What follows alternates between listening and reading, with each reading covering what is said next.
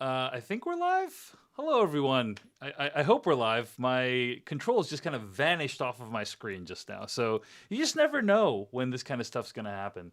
In any case, hello, everyone. My name's David Chen. And joining me today is Dan Gvozden from the Amazing Spider Talk podcast. Dan, how's it going? It's going well. My experience with going live has always been that the controls magically disappear. That's Oh, just for part of the sure. experience. It's Yeah. incredible. It's incredible. Yeah. So I have no frame of reference for anything. But what we're doing here today is we are reviewing the latest episode of The Falcon and the Winter Soldier. This week's episode is season 1, episode 5. It's called Truth. And a few details about this YouTube channel. First of all, in general, this YouTube channel is about vlogs about my life and also movie and TV reviews, video essays, that kind of stuff. So if you're into that kind of stuff, hit like, subscribe, hit the bell icon for notifications. But during the course of Falcon and Winter Soldier and maybe some other shows in the future, we're doing a weekly recap show. It's on YouTube only. It's exclusive to this YouTube channel. It's not a podcast or it's not available via audio or anything. So you got to come here to check it out. Second thing is, and I say this every single week, but no one listens to me. No one listens to me. It's Why would that. they do that? Second thing I want to mention is that this is a show, a YouTube show that doesn't necessarily have a super, shall we say, uncritical view of the Falcon and the Winter Soldier. You know, we try to be really analytical and critical, and we may not like the Falcon and the Winter Soldier. And if that is, if what you're looking on is people who just love the show, there are literally like 50 shows out there. Go check them out. You're gonna have a much better time with them. Please do not continue watching this YouTube video, is what I am telling you. I say that Please stop. every week, and yet every week people watch this YouTube video. And you know what, Dan Gvozden, I understand it. I understand it because I have kept watching this show, The Falcon and Winter Soldier. You know, so it's like just like people on YouTube are drawn to this YouTube show like moths to a flame, so I continue to recap Falcon and Winter Soldier. Now, before we get to this week's episode, Dan Gvozden, let's talk about last week's episode. Season 1, episode 4. There's a few follow-ups from last week that I want to discuss. All right? The first thing I want to discuss is there was a few tweets that I really appreciated. There was a viral tweet from Stephen Ford, very talented filmmaker, and has a great YouTube channel. And he wrote this tweet that says, quote, "Okay, but the Wakandans putting a built-in weakness in Bucky's arm is like really messed up. It shows they never fully trusted him. He spent years trying to finally reclaim his autonomy only to be undermined in an instant by those who helped. It's just sad," end quote. And there's a little gif of Bucky getting his arm deactivated by the Dora Milaje. And it was we didn't talk about this in our recap last week, but it was a very striking moment when she kind of like she does like the 5-finger what have you on his arm, and it like deactivates and falls off. And he has this look on his face that's like kind of like shock, you know?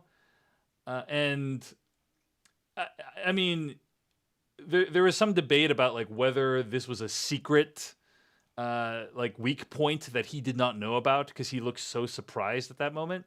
I didn't interpret it that way. I interpreted it more just like, oh, they they breached the thing that, you know, my colleague Stephen Tobolowsky has a saying, like, there's some things that are like a man's belt.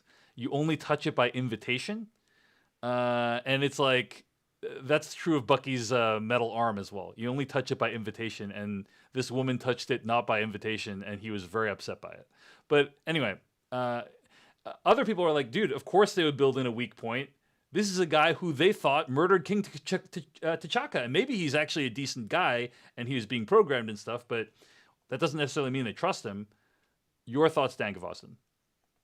I think I read it the same way that this tweet interprets it, that like it was a violation of trust in some way. And it doesn't altogether surprise me, considering Wakanda's history as portrayed in the MCU. I mean, this is a country that only really made its presence known, you know, I guess a couple of years ago, or, well, I guess with the blip over half a decade ago.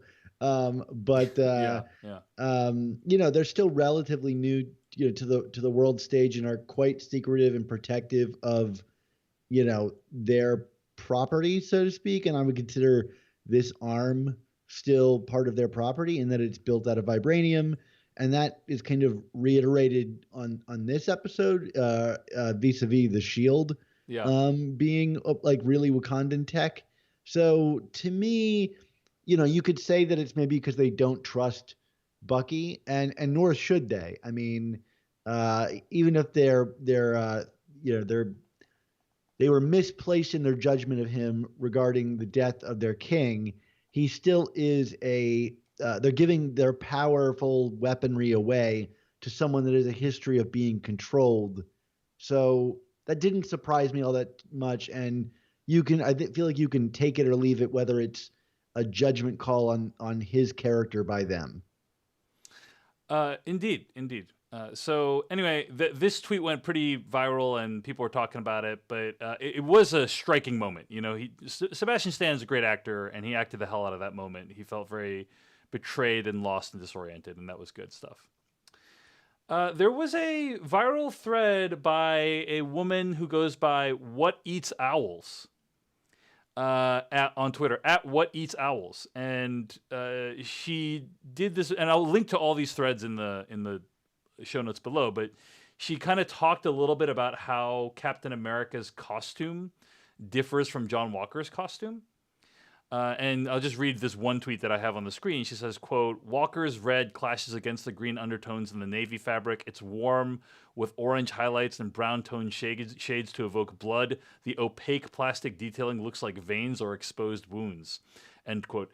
And I think this thread does a great job of articulating why Walker's costume looks so shitty compared to Captain America's. Like, it doesn't, like, Captain America is like, wow, that costume represents America and beautiful, and it's amazing. And this costume is like, really? It doesn't look as good. And this tweet thread does a great job of kind of explaining why that is. Do you have any thoughts on the costuming, or John Walker's costume in particular? Well, I do want to back down some of the plaudits that you threw at the Captain America costume, because I still remember what it looked like in the Avengers movie, which was just flat out goofy. But you're right, still more like base patriotic than this.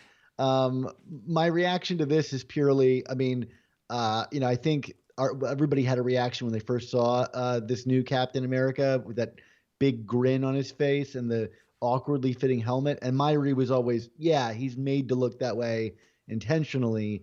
But reading this thread, it was kind of like more than a reveal about the costume. It was a reveal of why you pay people good money to be costume designers, because I would not have been able to articulate any of this. Yeah. So check that thread out. It's really good stuff. And then finally, one of my favorite film critics, Tasha Robinson, tweeted, quote, I've started thinking the Falcon and the Winter Soldier hit a moral turning point when Zemo killed Dr. Nagel in cold blood in front of Sam and Bucky while they were still questioning him, and they let him off with, not cool, man. At that point, they're just straight up condoning murder. She continues in her thread, some ends justifies the means thinking is built into any superhero story, but at the point where you've broken a mass killer out of jail and you're escorting him around the world to perform more killings, you've left edgy hero and anti-hero territory to become a henchman. End quote. What do you think, Dan Gvozden? Are Falcon and Winter Soldier just henchmen at this point? Well, I feel like we kind of articulated this in our or a couple discussions ago, but it's hard to get into this too deeply without kind of getting into some of the events of this episode and the conclusion, it seems, of the Zemo story arc.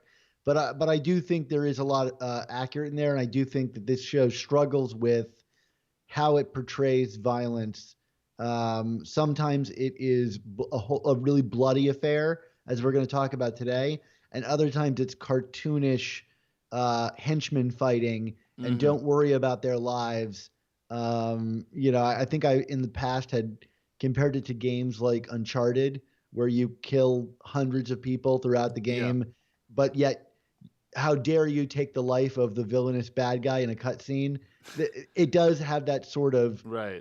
Some people can murder when you're not really paying attention to it, but when we focus on it, people shouldn't be murdering kind of thing. Yeah. Indeed. Okay, so a lot of fascinating conversation about last week's episode, and why don't we dive into this week's episode, episode 5, entitled Truth. Dan Gvozden from Amazing Spider Talk, let's talk about overall thoughts on the episode first. What did you think of this episode? This is the first episode, and I know that I've been positive in the past, but this is the first episode where I feel like I can unashamedly say I liked it without really having too many caveats to that compliment. I feel like this show has kind of arrived at many of its plot points where it always wanted to get with them. And we've had a lot of kind of artificial padding or plots have been drawn out just by the very nature of how plots are structured. And that stuff didn't all work for us. But when they're all kind of colliding like this, it allows them to kind of all hit similar beats at the same time. And it really largely worked for me, even if I felt like a lot of the beats were unearned. I thought it was deftly handled in the moment throughout this episode, even if the episode largely focused on the boat. I know I'm going to come around on the boat, David, but I actually kind of enjoyed the boat stuff in this, minus one scene, which I can't wait to talk about with you. Yeah, I think overall, I mean, I was amazed at how quickly we started wrapping up plot lines here. Yeah, Yeah. thank God, because we only have one more episode left. So if they didn't, that'd be malpractice, right? Well, I'm actually really, at that point, I'm really curious because I think your like lingering complaint about this in WandaVision was a worry about how do you wrap up so many plots? And I actually thought for the most part, I think maybe minus Zemo, I was pretty pleased with how many of these plots were wrapped up, or at least looked like they were wrapped up within this episode. The boat also kind of notwithstanding, but I didn't invest that much in the boat, so I'm not really that upset about it. I have to say I basically agree with you, Dan. I know it's shocking. It is a little shocking. I would say that I thought this episode was pretty good. It was pretty good. This is the first episode that I could say I actually quite liked. And let me start by saying, Dan, it feels a lot better. I think, what the sense I get from people descending upon the comments of these videos every week is like, your complaints are meaningless. Why don't you just like the show? And it's like, you know what? It feels amazing to feel like I have a lens under which I'm evaluating a show. And then when that show kind of like comes into focus and like feels like it's very satisfying, like basically I'm saying when I'm evaluating a show by a certain thing and every week it's like bad. And when the show is finally good, it feels good. That's not to say there weren't any problems with this episode. There were many that we will enumerate, but I overall liked the episode, and I thought it was actually... This feels to me like a show that spent the last 4 episodes finding its footing. It spent the last 4 episodes trying to figure out what the show would be, what the rhythms would be, what the chemistry between the leads would be. And I felt like they nailed it finally. Like... Thematically, I felt like they nailed it. Chemistry-wise, like this is the first episode where I actually thought the chemistry between Falcon and Winter Soldier worked for me. It didn't feel like just like nonsense banter that was made up to like generate tension. It's like, hey, these people have been through things. It's actually it felt very earned to me. So yeah, man. I dug it. I think for me, it's that it's finally addressing the things that it's brought up. Like we're finally getting into the actual conflict of the show. And in many ways, I know that like we've repeated this one quote from Kevin Feige, which is like, it's like a 6-hour movie. And honestly, I think this could work better as a 2-hour movie. Like, I think they've just been in that, headspace for so long. If this is the same, team of writers, I don't know that they've really figured it out, because I do feel if you condensed all of this, it would be quite satisfying as a 2-hour movie. I mean, you'd lose a little bit of the padding here and there, but I don't think it would be so bad. And so much of this movie, I called it a movie, which I guess is accurate because Kevin Feige was calling it a movie. So much of this, the best parts of it have been when the writers get to do kind of like monologue-y speeches or really kind of get into the character motivations and the ideas and the themes, which makes sense, right? That's the best stuff of anything, and this episode to me was just like writers just going, okay, monologue, another monologue, another monologue, and they were all well written. And we didn't have any of that. I got to wander around the consulate and see if I bump into the guy I'm looking for. This was just straight forward and getting right at it. I agree. Okay, let's get into the episode. The episode begins, and let me just say one other thing. We talked last week about like somebody in the chat very astutely pointed out that Steve Rogers is kind of who we aspire to be as Americans, and John Walker is who we are. Right? Like Steve Rogers is like, oh, we're going around the world bringing freedom to everyone. And John Walker is murdering dudes in cold blood who, like, as far as I understand, the guy he killed didn't actually do the crime, right? Like, correct. Right? Yeah. So the episode begins, and this was actually kind of my least favorite sequence of the episode, was the opening. John Walker's running away, and you can tell he's really losing it. Like mentally, he's really losing it. And Sam and Bucky come to confront him, and he's like, "No, I had to kill him." And they're like, "No, you didn't," because they're right. And they're like, "You got to give us the shield." And this is the thing that I think is kind of, again, bear with me as I complain about this part so that I can praise the rest of the episode. But like, for a thing that has a lot of symbolism in American society, the way the shield is handled in this episode feels really lackadaisical and weird. They're like, "You got to give us the shield, man." Who gives a shit about the shield, dude? First of all, like, why do they care about the shield? They're like, "Oh, we don't want you to perpetrate worse things in." If the dude's a super soldier, he doesn't need the shield to kill more people. You know what I mean? So just the fixation on the shield felt really weird to me and felt like just a way to manufacture a reason for these people to fight. Now, that said, the fight was really cool. And Falcon using his wings in a hand-to-hand combat, like, they did a pretty interesting job with that, I thought. So, like, overall, the fight was decent, but it's just like, I just didn't understand, like, why is it so important for them to have the shield right now at this very moment, What do you think? Yeah, no, I think that's fair. I mean, I like later on in the episode, and we're going to talk about this in more detail, how, Bucky suggests that the shield is like a symbol of the last of family that he had. So I feel like the scene could have worked if it was kind of just, Bucky really going after the shield and we find out later like what that means to him. But you're right, the shield is treated like it's a nuclear bomb. Right. When really the super soldier serum is maybe the real nuclear bomb. Yes, it's so much more nuclear. I mean, I see people in the chat saying like he's even more dangerous with a shield. Yeah, I know, but he's really dangerous regardless. Anyway, whatever.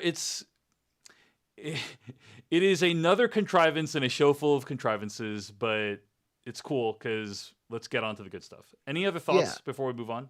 Well, I actually really liked, I've been kind of harping on this weird soft focus disorientation thing that they've been doing with John Walker, but I like the thing that they added to it in this one, which is these flashbacks of him and Battlestar. Yeah.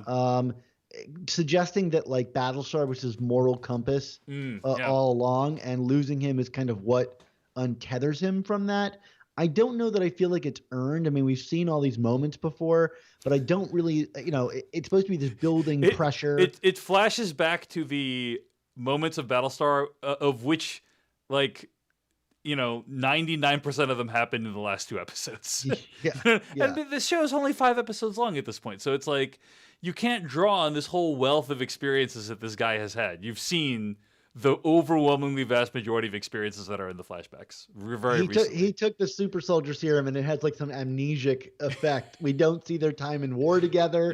That was ostensibly them bonding. We just see Yeah. well, or he's got like goldfish memory. But either way, it worked for me. Even if I still don't buy the pressures of Captain America weighing on John Walker, because I don't really know what that means for him. He still, to me, is like a bit of a Yeah. like a blank slate. And I think to have him be your big bad, so to speak, or have this big scene. I, I mean, look, I bought into it enough, but I think it could have been way more powerful if we really knew what it meant for him to carry the mantle of Captain America, other than just following in obviously a very impressive person in Steve Rogers and a clear title that's full of iconography. And we get a little bit of what it means to him, but I don't know why that's weighing on him particularly in this way. Mm-hmm. Um, Mm-hmm. yeah, but I agree with you. I thought the fight was amazing. I like that they have this kind of motif that's repeated throughout the episode of him shouting, "I am Captain America." Um, Yeah. because he's clearly trying to rectify his actions and to hammer home the point that you said, David, which is, and our listeners said, which is he represents the America that we are today. And Yeah. to me, that line made it quite literal. So then Sam takes the shield, and then his buddy Torres sees him take the shield, and people are just cool with it. I think is my sense. Even though later on we see during the trial/court scene that they really want that thing back. I guess I just feel like they would keep as close track of it as like the nuclear football in reality. They wouldn't just let Sam like, oh yeah, you want to walk off with it? That's cool. Like they would probably do more to make sure they had it, because I guess it'd be the same as like leaving a piece of American technology behind or something like that. Well, now who's elevating the shield? Are you talking about me? Yeah. Yeah, no, it's true. My thoughts are completely inconsistent, and therefore you shouldn't listen to anything I say. I think that's what I keep trying to tell people, and yet they're still here. Okay, so what else happens? Sam's talking to Bucky. The GRC's conducting raids to find Carly, and then first of all, I like how Bucky's just kind of like traveling around the world. He's just popping up left and right. One moment he's in Sokovia, next moment he's in Louisiana. This is the Bucky finding himself episode.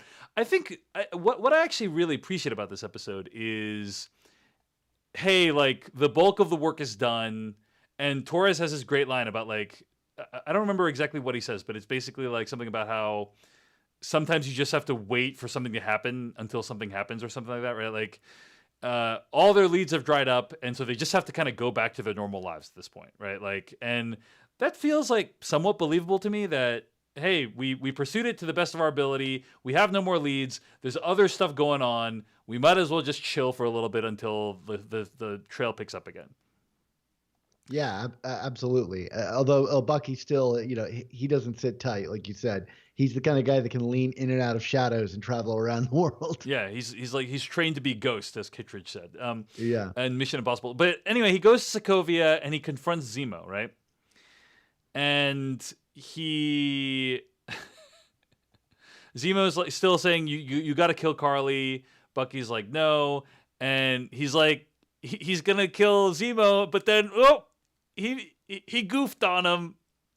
He goofed on him, Dan. He's like, I'm gonna shoot you, but he didn't shoot him. He goofed on him. He played a little goof on him, and then the Dora Milaje come and take him away. I think the goofing was like pretty over the top and silly, kind of like John Woo style with the spilling of the bullets. But I liked the Dora Milaje coming and taking him away, and I liked the fact that basically they don't need to explain how the Dora Milaje are able to convince him to go into the ship, because you've already seen them be total badasses last episode. So it's like, oh, these people with spears like are trying to take this guy away. It's like, I buy it completely. What did you think of the scene of the Sokovia monument or the memorial and all this stuff? Well, I think it worked for me, like emotionally for Bucky, like seeing him threaten to kill Zemo, and Yeah. Sebastian Stan again is like the best thing about the show, I think. And he's really good. he like slips back ever so subtly into that Winter Soldier facade that he can Mm-hmm. put on. And, there's a part of me thought, oh, maybe there's a real chance he could hurt this guy. And, of course, he's just bluffing. And that worked for me. What didn't work for me is that Zemo would be like so trusting. Like, I don't know why Zemo, if the scene starts with him saying, like, I knew you would show up. I thought it wouldn't take this long. So, okay, so he's had extra time even to think about this. Would Zemo be so comfortable just letting this guy take him in? Like, this is not the villainous mastermind that I, thought Zemo was. I guess I just don't understand the motivation for Zemo, who This is ostensibly wild. escaped. You bringing up complaints I don't have. This is a new dynamic between us. I mean, I think that the way I would rationalize it is that Zemo understands that Bucky is going to find him eventually. Bucky is a super talented super soldier killer dude. So he's eventually going to find him. Yes, it is a coincidence. That they show up at the monument at the same time. So why bust out in the first place if they're gonna catch? Like, they're always gonna catch you. You just keep running. I do not understand it. I mean, I talked about. You remember how in J.J. Abrams' Star Trek, how like Kirk finds old Spock on the planet because they happen to be in the one place. That's kind of how it felt to me. And hey, Zemo got a little bit of extra flights in his jet and got to hang out and have freedom for a little bit. Who wouldn't want that instead of prison? So, but who wouldn't want more of that? That's my point. But I do like you said, I like that the Dora Milaje show up, and it's a nice wrap up to that storyline. Although certainly nothing could go wrong with taking a villainous mastermind into an underwater prison full of evildoers. Nothing could go wrong there. Nothing could go. I'm sure we're never gonna hear about him again. No, I'm sure not. So John Walker faces a military tribunal and is stripped of his title of Captain America. The idea being, this is kind of interesting. This is kind of interesting to me. The idea that because my first reaction to this whole thing was that in reality, John Walker kind of has this thing where people are screaming names at him as he's walking into court because he's like a monster, right? And my initial reaction was, I don't know how realistic this is because, in our lifetime, Trump pardoned people who did really horrifying things that were part of our military, right? And it's and allowed people to get away with things that are just horrifying to think about. Google it if you want to learn more about it. And I was like, is it really realistic to think that people who murdered people overseas would actually be treated like this? But then, so I was basically, my initial reaction was this show is too kind of idealistic in how we would treat people who did war crimes, or murdered people overseas. But then the fact that Walker is able to go free, no court-martial, and basically become a security guard or do whatever the hell he wants, I'm like, oh, actually, yeah, that is kind of realistic, And so I kind of went the full circle on this John Walker plotline of he has this thing where he's like, you built me. He has this whole, you can't handle the truth moment, in this courtroom, and it's a little bit over the top, but it's a very pointed critique of the U.S. military, which is really not something we typically see in Marvel. So I'm like, okay, yeah, respect for this. What do you think? Well, Dan? what you missed, David, was the people yelling at him. That was just one half of the crowd. What they didn't do was pan to the other side, Yes. where there were people just cheering with "Go Captain America! You murder who you want" signs, basically. Right. Yeah. Murder with impunity. But which is my favorite sign that I have in my closet. Indeed. Yeah. Sadly. Well, it tears our friendship apart every time you mention it. Okay, so yeah, what did you think of this? What did you think of this whole John Walker thing? And then later he visits the family of Battlestar, and he lies and tells them he actually murdered the right dude. And what do you think of the whole John Walker stuff in this episode, excluding the final credit scene? I mean, I like it all as it's happening. If I believed in this character, again, I don't really know why he is this way. And I said that earlier. I would love to have felt like this state of this character was earned, but in the doing of it, there's a lot of great thematic potential here and symbolism that Yeah. we've discussed some of. Yeah. I love the line where he's like yelling at them, "You built me, Senator. I'm Captain America." I think about like our vets and how we treat them. They come back and they're kind of ignored largely, and we've had a lot of kind of like um, post-military life violence that's broken out in the country, and just to have that kind of thrown back in the faces of the senators here, I thought was really interesting. So I Yeah. think it's endlessly mineable for interesting ideas. It's just like as a cipher for that, I that yeah. this character doesn't make a lot of sense to me still. I would agree with you that the character, like this stuff, feels a little bit unearned for the character, but the ideas he's bringing up are really great. Like, how do we as America treat our troops? We train them to kill. We train them to protect. And then when they come home and they're kind of like broken, or when they're broken and they're kind of overseas and they're broken, or they come home and they're broken, society doesn't really have a place for them. And it's very between this and the whole Isaiah plotline, it's like really damning portrayal of the U.S. military and of American society, and that is just really surprising. Unlike previous episodes, it actually feels like a fairly coherent critique, in my opinion. Yeah. And that is just pretty remarkable for a Marvel property. So, And the comparison between, a white man and a black man, where the white man 100%.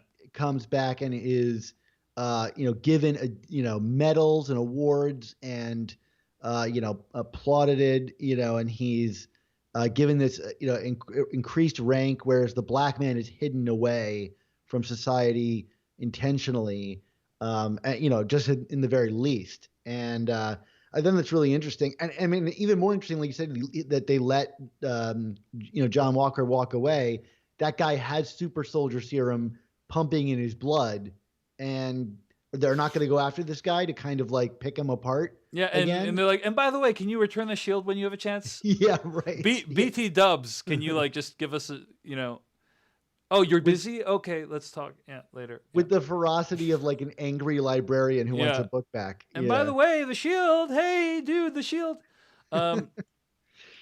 There is a moment also with John Walker and the barefoot Contessa, right? So this was like a shocking scene that happens.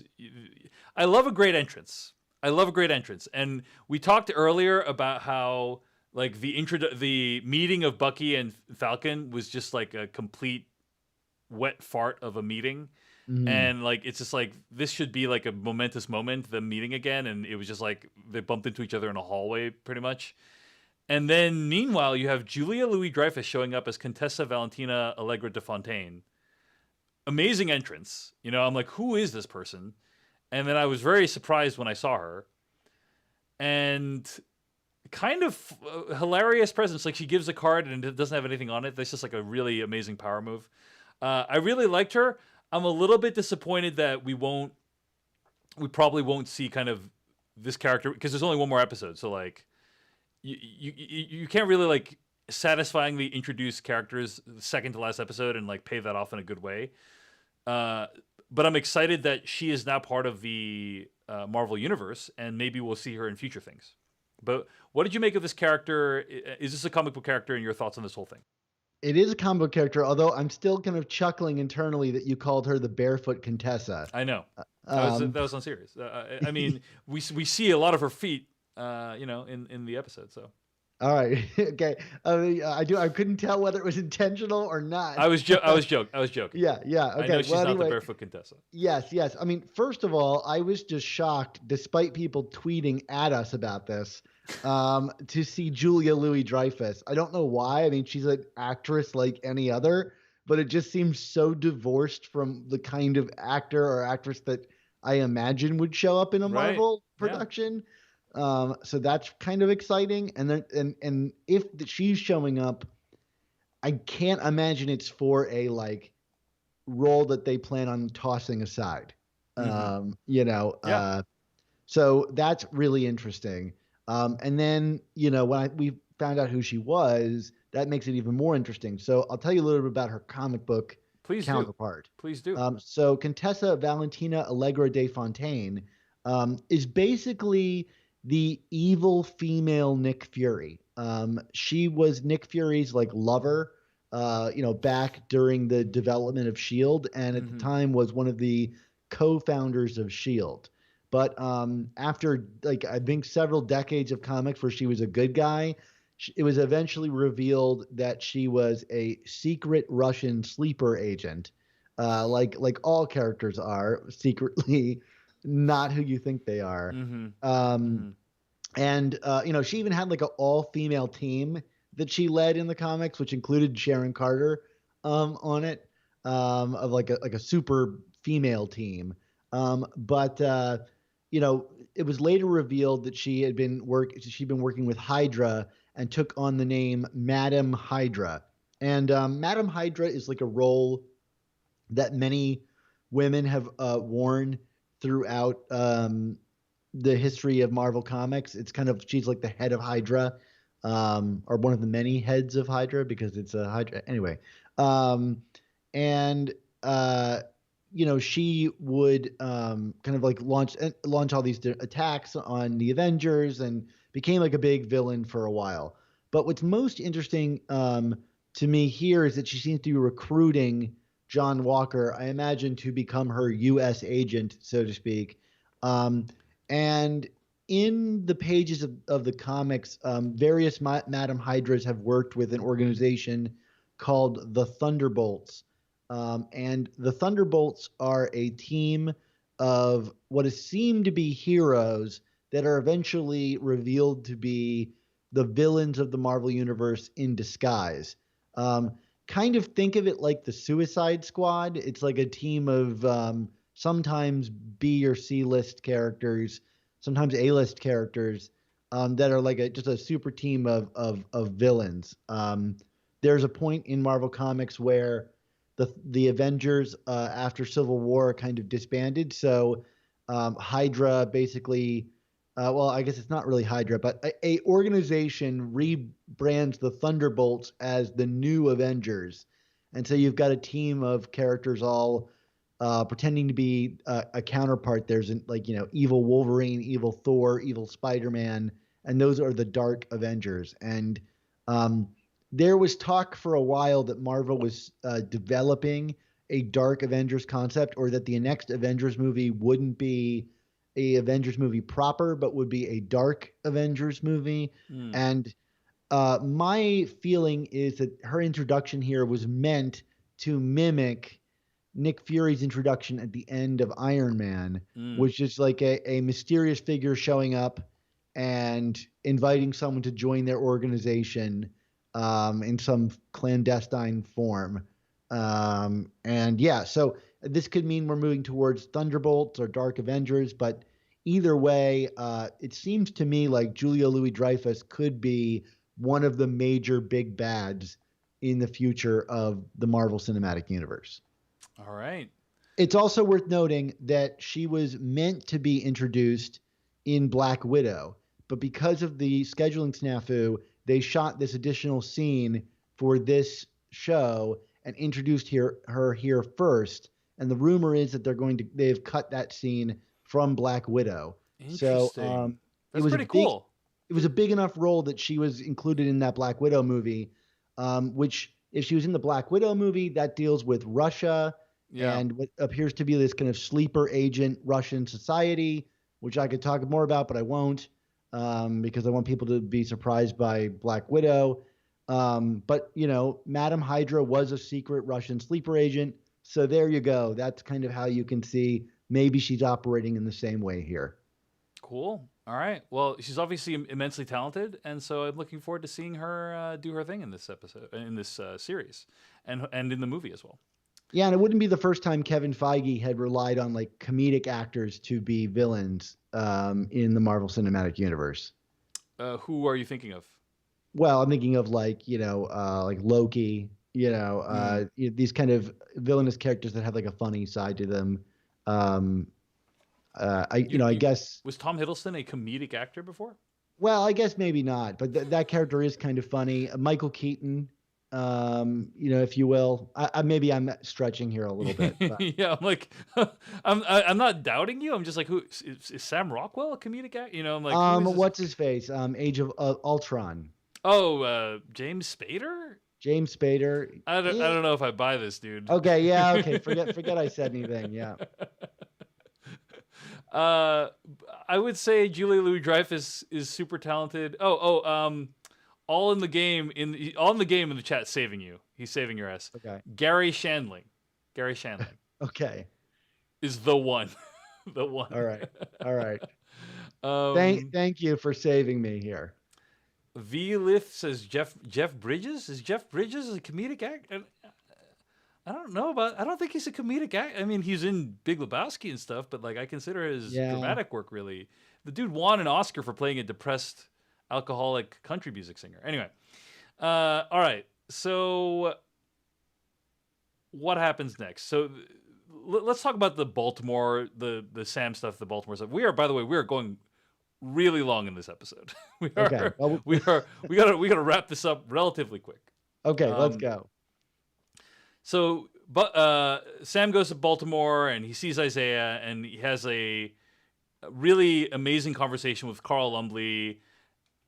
And this episode is so interesting because it basically feels like I know this is not how they actually did it, but it almost feels like, hey, they did kind of a shitty job introducing some of these ideas, like the boat and the Carl Lumbly thing. And Carl Lumbly's like, I was a super soldier, and Sam's like, you're telling me there was a bunch of super soldiers and nobody knew about it? And there's all these ideas that are just like these huge ideas that are just introduced and then they move on because they need to go on their little fetch quest. And this is the episode that really they're like, okay, actually, we have to do honor to those things that we introduced. We have to like go back and like revisit and really sit and think about the implications of those things. And I'm just like, good on you, show. Good on you for going back and like actually digging into this stuff. So he tells this powerful story about what happened during the war when he's a super soldier, and basically like he broke out some of his buddies and ended up having to like, it sounds like, commit some war crimes in the process, and they put him in jail because of it. And they experimented on his body, and they kept him from his one true love. So the U.S. government basically completely screwed him over. Am I mischaracterizing this? And what do you think of this scene? What am I missing about this scene? What's important to highlight, Dan Gvozden? And also, what did you think of it? I thought it was a brilliant scene. I mean, I agree with you about the way that the show is structured getting here. I mean, I think their justification for returning is like, well, he's got to bring in the shield this time, And it's like, wouldn't he have had this conversation before leaving last time? I feel the same way about the boat scene we're about to talk about, which is like, couldn't you solve this last time we were there? But nope, structure demands. I thought this was great. What's interesting most to me was this line that Isaiah has where he says, they were worried my story would get out. They erased my story. They erased me. They will never let a black man be Captain America. And even if they did, no self-respecting black man would ever want to be. Yeah. And as we're racing towards Sam likely becoming Captain America, that's the thing that kind of sticks in my mind is like, oh, they're addressing this. Like, are they going to say that Sam is not a self-respecting black man? Like, what would it mean for him to pick up that shield and continue with it? And that's really interesting to me. And that, to me, that's an interesting challenge to put before the show, which is convince me that Sam can keep doing this and still have self-respect as a black man who knows now what he knows. That to me is the most interesting thing. I mean, it's a brilliant. I love the scene. It's a brilliant scene, and like the questions it raises are really interesting to think about and contemplate. And I just I am curious, like if the show has one episode left, right? So how well is it going to follow through on that idea? How organic and earned is it going to feel if and when Sam does become Captain America? We will see. I'm not super, optimistic about it, but like I really love this scene and love what it brings up. And let me also just say that to be real for a moment, I think that what is amazing about, and I obviously can't speak authoritatively or firsthand about this, but I think what is, I can speak from the experience of like an immigrant and as an Asian American, right? Which is not at all the same as what it is like to be a Black American. But from my perspective, what's remarkable about Black Americans is so many of them love this country so deeply. And I feel like you have to have like this incredibly deep, abiding love in this country to have been treated like how Black people have been treated by this country and still love it. And that is a remarkable idea to me. And that's kind of what I thought about as I was watching this scene. So, obviously the performance is great and it's really thought provoking. And so I really like this whole situation and the questions that it raises. So, and piggybacking on that, and again, like you said, I can't speak for this experience, but it is amazing to me, how much the Black community is able to, like you said, love America, but also like reclaim painful things about their experience in America. Even words, states, even like locations in the country. I feel like you're right. There's this incredible optimism, and I wonder if the Shield, will be that in the show, which right. is Sam is out to take it back, and reclaim and reinvent what that means. Yeah, can like America as a symbol and as an idea has so many contradictions and has a history that is very dark in many ways. And its treatment of people like slaves and even today, obviously, as we're recording this, unrest is roiling this country right now because of the murder of Black people at the hands of our armed forces. Not armed forces. Armed law enforcement. I didn't mean to imply like military or anything like that. And it's it's just it's really sort of unsettling to see it play out on TV in the news, and it's interesting to see a show like this try to tackle it in some ways. So, okay. So then he's like, all right, we're going to go back to the boat. We're heading back to the boat. And he's like, I'm going home, sis. Gonna fix the boat. So what do you this storyline has haunted this whole show the entire time. And I'm curious, what do you make of the boat in this episode? I think it's kind of inoffensive in this episode. Mm-hmm.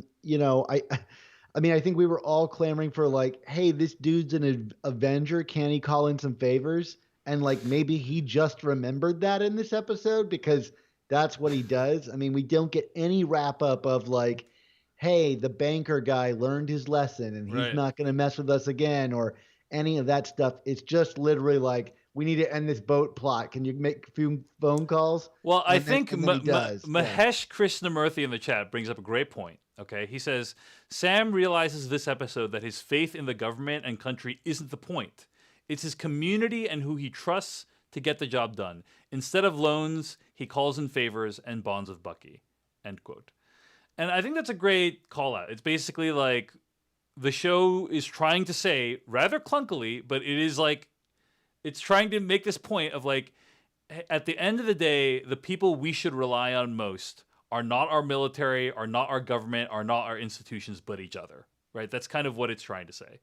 And I can respect that viewpoint, that moral, even as I think the way in which it makes that point is quite clunky.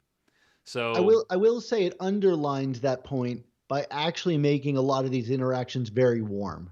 Like I enjoyed seeing the montage here of them working on the boat, his playful flirtations with his sister, the kids admiring the shield and tracing their fingers along the star. I mean, there is a sort of like really like warm heart here that I felt like was kind of dry the last time we were visiting with the boat because it felt like a plot point. Whereas here, like the community does feel a little more alive, like enough that like Bucky could just randomly slip himself into it without being noticed. And um, it worked for me much better here, even if there's like a bunch of weird moments uh, where like they are like fixing a thing for no reason, and then the sister's like, "Get out of here," and you're like, "Why was this in the Why show? was Cut this? this out of the show." Tyler Castellini says best part of the boat subplot is a very earnest showcase of community and the goodwill of his home place. Lending a hand and being of service is an important lesson for both Sam and Bucky. I agree, and also it's kind of like this depiction of the South as, which is like quite accurate as far as I can tell and understand of like the South as often being a place where like there is warm community where everyone knows each other and they're lending each other a hand and it's interesting to kind of place this depiction of the South amongst like other depictions of the South we've seen in like popular culture, right? And it's like this is like a very positive one, I would say overall. I think it's interesting too. Like they invite like Bucky to sleep on his couch, and Bucky, who just lost a family in the Wakandans, is now being like welcomed into this new community where he can just kind of be himself comfortably. Yeah. And I have to admit, I have to call out the really great joke where Bucky, we find out that Bucky is right-handed. And that's why he doesn't he's use like, his why did metal you just arm. use your... Yeah, that was amazing. That was really funny.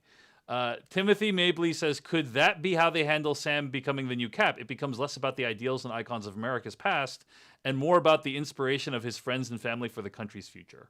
Very possible. Very possible.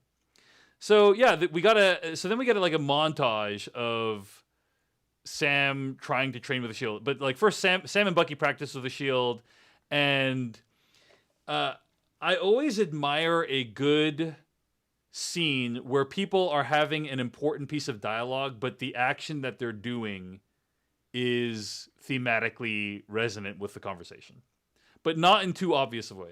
Like one of my favorite scenes in all of like Game of Thrones is when you first meet Tywin Lannister, and he's talking with, I think, Tyrion for the first time, or Jaime, and basically he's like skinning a deer the entire time he's having the conversation.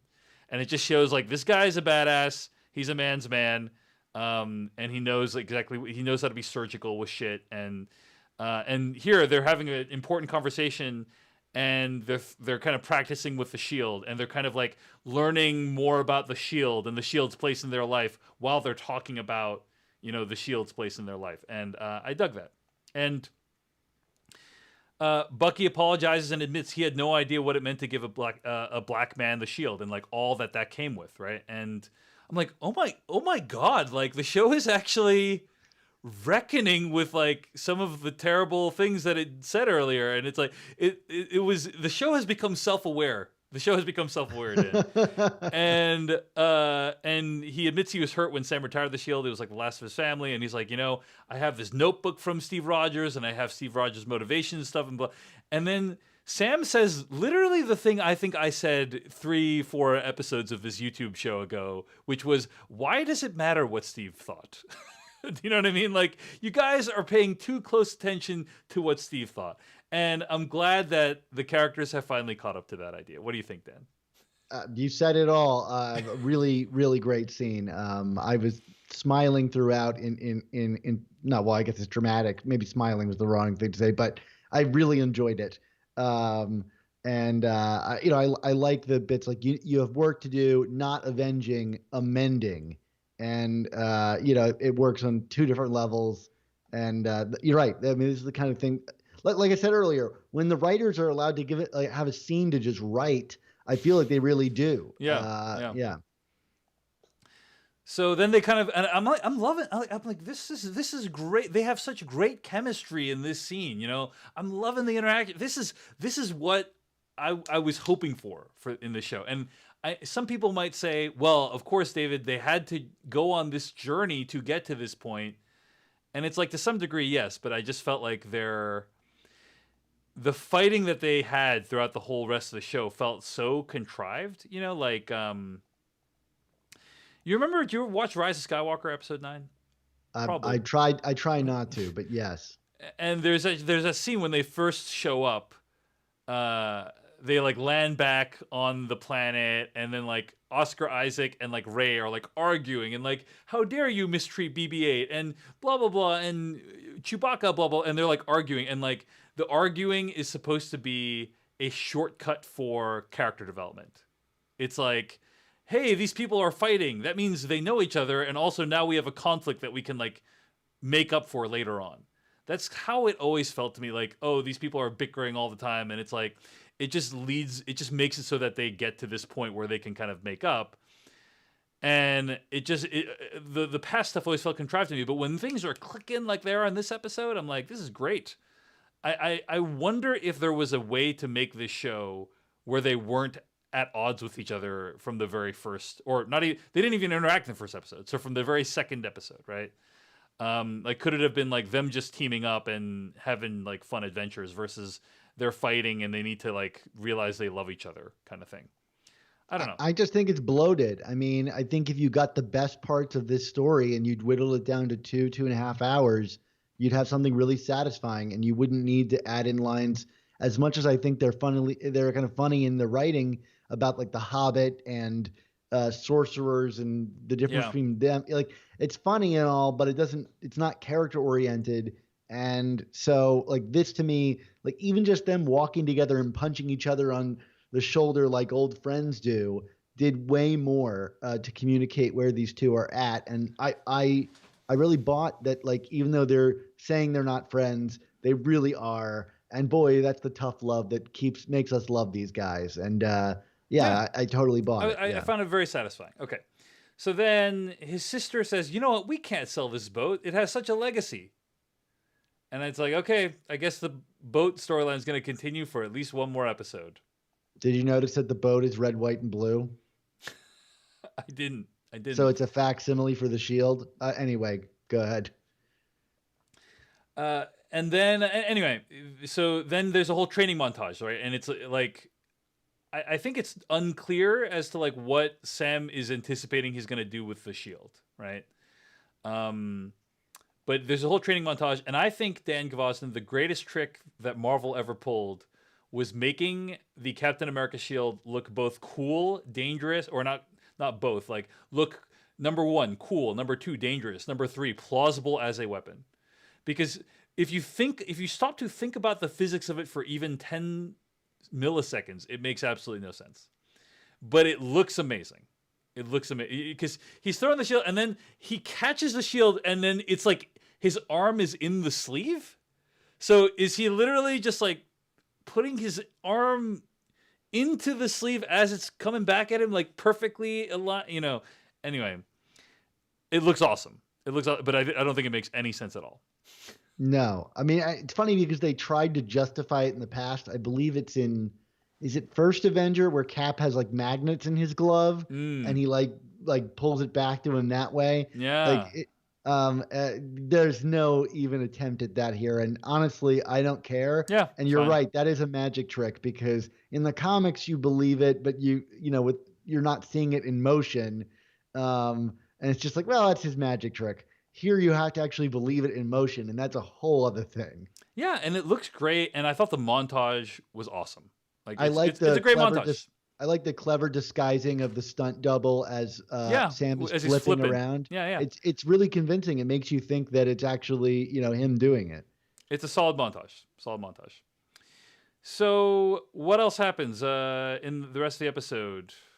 So we have Sharon Carter, who is selling art, but then she like calls Batroc and sends him to work with the Flag Smashers. Yes. And then the Flag Smasher dude is like, wait, we're, dealing with a terrorist? What? And she's like, Carly Morgenthal's like, what do you think we are? And they're really trying to flush the Carly Morgenthau character down the toilet in terms of like moral, upstandingness. There's GRC negotiations happening in New York City, and then the power goes out and something bad's going to happen. Oh, and then there's this thing of like, what felt a little discordant and incongruous to me in the episode was Bucky has just met with the Dora Milaje, and they're like, hey, what do they call them? Like White Ghost or something? They're like, hey, White Wolf. make sure you don't show your face around these parts. And then in literally like 2 scenes later, they're like, I called in some favors and got you some special Wakandan technology. It's like, didn't they just tell you to stay the F away from them? Like, and yet you're still calling in favors to get what apparently is going to be Sam's new wings, right? They're probably going to be super amazing. Yes? Yeah, I mean, they still believe in American imperialism. Come on. Of course. Yeah. I mean, nothing would get them to doubt that. So that's good. I just can't wait to see this because like his costume when he becomes Captain America in the comics is so dang cool. If it's half as cool as that, it'll be worth it. All right, and then anything else about the episode before we get to post credits? No, not particularly. I mean, I do think the Carly stuff has been really poorly handled. I would put it akin to John Walker, where it's just like, we have no good moral argument against why Carly, wants to help out her people. So the only way that we can really make her into a villain or a misunderstood villain is to just literally make her into a terrorist. And I don't know where that decision comes from. So I find that just kind of discordant. I feel like they're going to still try to redeem her in the final episode, but I could be wrong. She's gonna realize the errors of her ways in the final episode. We had to do a full character turnaround in the final episode. All in the Game says that like Bucky asked for that favor in the same scene with the Dora Milaje. Is that true? I don't remember that. It is. What did he say? So right after they take away Zemo, he says, "Oh, and one more thing. Can you do me a favor?" Okay. And then it cuts. Okay. And we never see what he gets. Well, that in that case, I retract my complaint on that one. I guess it kind of does make a little sense, maybe. Sure. Whatever. Extremely minor nitpick, and it was wrong. So post-credit sequence. John Walker no longer has a Captain America shield. What the F is he doing here, Dan Gvozden? Well, he's making his own shield, David. This is funny because like I saw a lot of people like blowing up on Twitter about this, the post-credit scene. Yeah. And so I was expecting some like major thing, and I'm surprised. I'm like half curious why it's blowing up because I can't imagine that many people have read U.S. Agent comics or Captain America comics from the 80s. Please, I am more than happy to be wrong that people are reading these really great comics. But what he's building is the U.S. Agent shield. So this is kind of like the first confirmation that the alias of U.S. Agent is what the path John Walker is going to head down. So we are going to get that. I guess I would call it like a B or C list character in the Marvel universe. Mm-hmm. But it looked cool, and it's of a particular style where he's like putting his medals on the shield, which is really interesting. There's a version of the shield where it looks like it has kind of like these like circular cut bullet holes in it that he wore for a little while. Yeah. And Doreen Pagunson in the chat room asks, what kind of metal is he even using? I'm like, yeah, is he using vibranium? Like, what is he using to build this thing? I don't know. I mean, I can't imagine he has vibranium. So Right. I am curious about that. But in the comics, his shield was a lot weaker than Captain America's. It was more, I mean, he used it, but it was far more ornamental than it was like functional in the way that Captain America's was. So I imagine it's just some kind of reinforced steel or something like that. I wouldn't expect that it's vibranium because the one in the comics is not vibranium. All right. We'll see. He's certainly trying to imitate the look of that original shield, though. Right. Except there's black coloring mixed in, which is what makes it like the U.S. Agent thing. All right. We've gotten to the end of the episode, Dan Gvozden. We did it. Closing thoughts? We did it. Huzzah.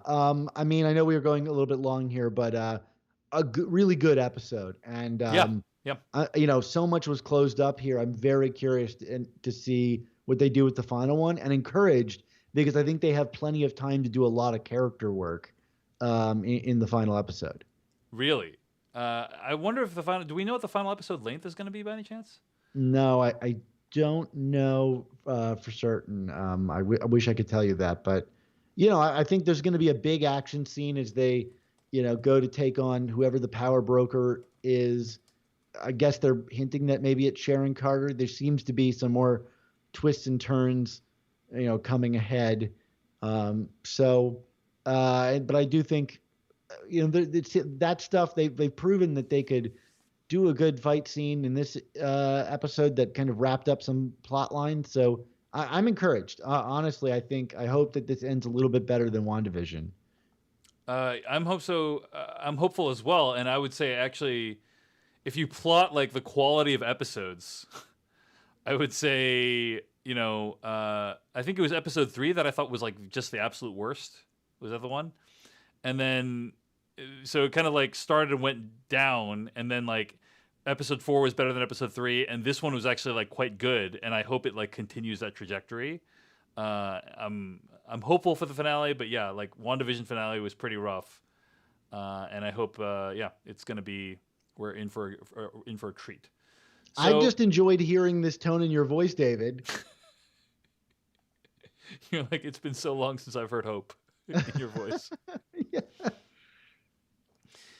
Well, I'm gonna say this, just to be very meta for a moment. I think that a lot of normal, regularly intelligent people would ask the question, Dave Chen, why would you do a recap show about a TV show that you don't like very much? And as I've already said, like, I didn't know that I wouldn't like it when we started it.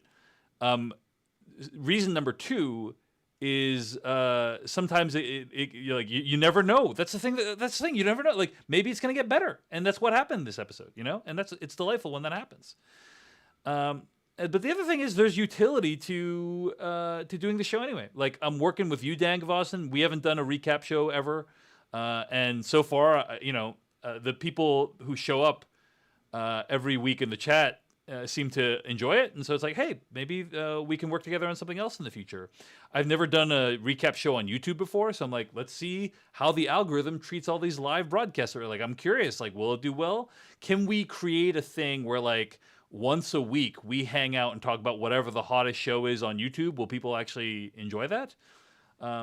If that's something you'd be interested in, hit like, subscribe, let us know in the comments that that's something you would dig. Because maybe if people are sticking with this YouTube recap show, Dan, then imagine if we're watching something that A, is actually good, and B, we like. Yeah, but in the meantime, the Falcon and the Winter Soldier was the friends we made along the way. So true. Dan Gvozden, where can people find more of your work? Yeah, you can find me on Twitter. I'm at SupSpiderTalk, which is in reference to my podcast, The Amazing Spider Talk, which is all about Spider-Man. If you're a fan of the character or you want to get to know more about him, we talk about the past, present, and future of the character. This week, we had artist Ron Frenz on to talk about one of my favorite Spider-Man comics of all time, The Kid Who Collects Spider-Man. And we went through his artwork for that comic page by page and learned about all the behind the scenes of how that comic was made. And it's one of my favorite things I've ever produced on my show. So if that sounds even remotely interesting to you, maybe go check out The Amazing Spider Talk. Thanks for watching. If you enjoyed this, again, like, subscribe, hit that notification icon to get notifications whenever we go live. And thanks to all of my supporters over at patreon.com/Dave Chen for making my work possible. Have a great week. We'll see you next week on this YouTube channel for the finale recap of season 1 of Falcon and Winter Soldier, right here on Dave Chen's YouTube channel. Have a good night.